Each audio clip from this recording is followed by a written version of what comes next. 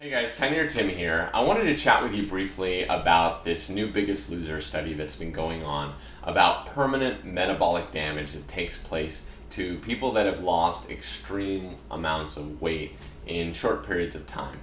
In case you're not familiar with the Biggest Loser television program, essentially what they do is they send a number of contestants to a ranch where they put them through extreme weight loss regimens as far as food and extreme exercise to help them burn the most amount of fat, and the person that loses the most percentage of body weight takes home a big prize, and they're considered the biggest loser.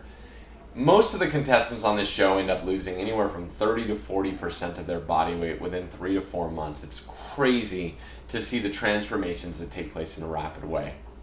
This study took a look at people who had lost weight 6 years ago and found that almost every single one of them had gained a significant portion, if not more than the actual weight that they lost. I think the average weight loss ended up around 12%.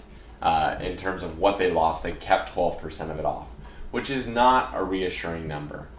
But the bigger problem with this study is they actually noticed that these individuals ended up with permanent metabolic damage. And I want to talk to you about what metabolism means. You know, as obese people, we tend to blame our metabolism for all of our weight loss woes or all of our weight gain woes. You know, we say things like, all I have to do is look at a cookie and I gain 5 pounds. And this is something that we've conditioned ourselves to believe, that we blame our obesity on our metabolism.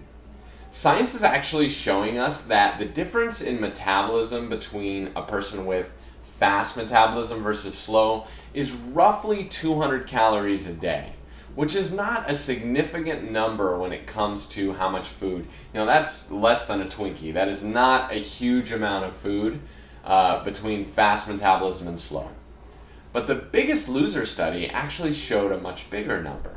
They said that the individuals that lost weight in this rapid way had a permanent metabolic damage of 500 calories. And even 6 years later, they are burning 500 fewer calories than someone else, same age, same height, same weight.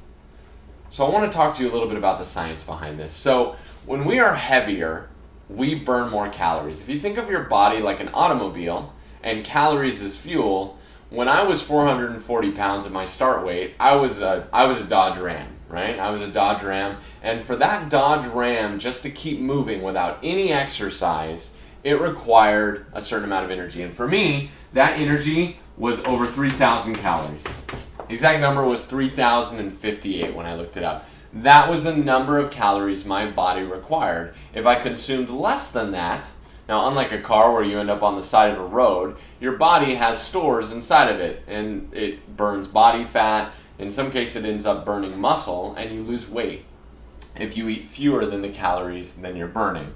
Now, of course, if you exercise, you're going to require even more calories. That's like taking the car, across town. Now I need even more. I'm not just idling, I'm actually driving that thing, and I'm going to need even more fuel. But my resting metabolic rate, how many calories I would burn just idling, was 3,000.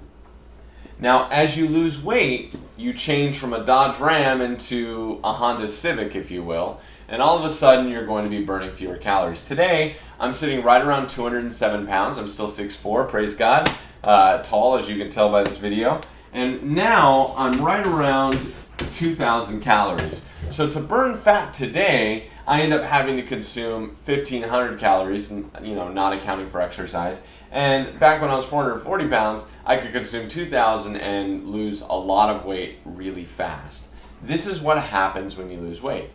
Well, the Biggest Loser study suggests that if I had been on the Biggest Loser show, my actual resting metabolic rate would be 1,500 calories, meaning in order to maintain my weight loss, I would get 500 fewer calories, which is like a lunch.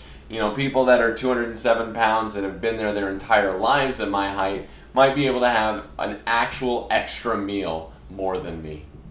And that raises a really important question.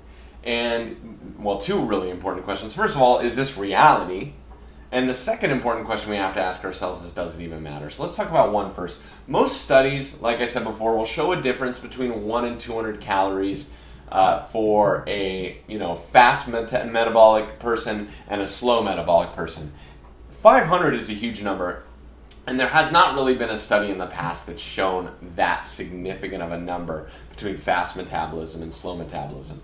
So they're suggesting that the rapid weight loss is responsible for that. So what if you're this person today? If you're 440 pounds, maybe you hear this study and think to yourself, well, there's no hope for me. My number's not 2,000, and I know that from real application. I'm going to teach you how to find your actual number. The best way to find out what your actual number is once you hit maintenance is to track your calories every single day for a month and see what happens at 2,000 calories. If you're eating 2,000 calories every single day for a month and your weight stays consistent, well, you know you found your sweet spot. However, if you're eating 2,000 calories a day and you find that you've gained 2 pounds, well, then you say, okay, maybe I need to ratchet this down to 1,900 or hit 1,800 and find out what your sweet spot is. That's going to require some science. It's going to require some monitoring. But that is what kind of permanent lifestyle change is going to be required if you really want to overcome and beat this monkey off of your back. That's what's going to be needed.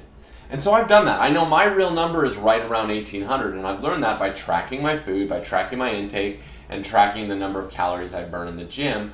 And I definitely have helped some of my clients with this as well as they've gotten closer to maintenance, figure out, okay, what can you actually eat? Now, will you have permanent damage forever? Who knows? It's entirely possible. Will I ever get to 2,000 again, or am I going to stick at 1,800? I'm not sure. But I know one thing, and that's question number 2. Does it matter? The answer is no. I made a goal. I set an objective to become my best person. If my body operates 10% less effectively as it pertains to burning calories as someone else, I'm not going to let that get in my way. I set a goal. I want to be my best self. And if I have to try a little bit harder to get there, then so be it. In the end, you know what you want to do. Don't let people tell you that it's impossible. And it isn't. It might be more challenging for you than somebody else, but at the end of the day, that's going to make your story even better. I've been at maintenance 5 years. That makes me a walking statistic. I know that most people don't stay here as long as I have, but I'm going to stay here for the rest of my life. I don't care what the Biggest Loser says. I don't care what science says. I'm going to make this happen. Are you ready?